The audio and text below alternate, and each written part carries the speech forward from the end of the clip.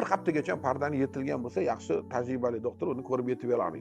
Paydo bo'ladi va shu bilan hayot boshlanadi. Endi oldin ko'rib turibdi bu narsani qanchalik to'g'ri va qanchalik noto'g'ri. Ilgari aytardik, masalan, turmushga chiqishdan oldin ekspertga ko'rsating, agar shubha qiladigan bo'lsang. Bu yerda endi hamma o'sha bola ham olib borib shubha qilmaydi-ku, olib borib ko'rsatmaydi. Ayniqsa, boshqa kapsul ishlatilgandan keyin.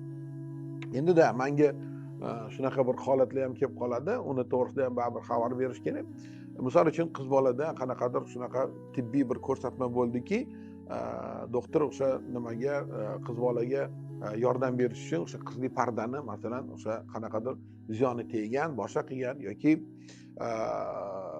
zo'rlab qo'yilgan, boshqa qilib qo'yilgan. Endi buni Xudo biladi, hamma narsani men o'zi halollik bilan, to'g'ri bilan erishishni qilish xohlayman-ku, lekin ba'zi bir holatlarda balkim unga men 100% ishonchim yo'q. Buni ishlatsa bo'lar balkim. Lekin o'sha hamma narsani men halol bilan bo'lishini xohlayman. Shuning uchun yigitlarimiz ogoh bo'linglar. Demak, dunyoda shunaqa sun'iy qizli parda bor.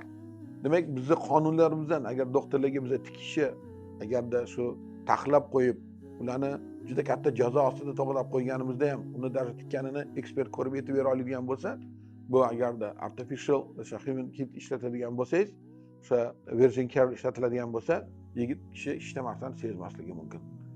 Sezmagandan u demak doktorga ham bormaydi, qaratmaydi. Lekin agar shu narsani ishlatgan qizni doktorga olib ko'rsatiladigan bo'lsa, parda o'sha yo'liga o'zi kecha o'tgan kuni yirtilmagan bo'lsa, bir haftagacha pardani yirtilgan bo'lsa, yaxshi tajribali doktor uni ko'rib yetib beradi. Demak, u narsani baribir ko'rib sizga aytib berishi mumkin bo'ladi.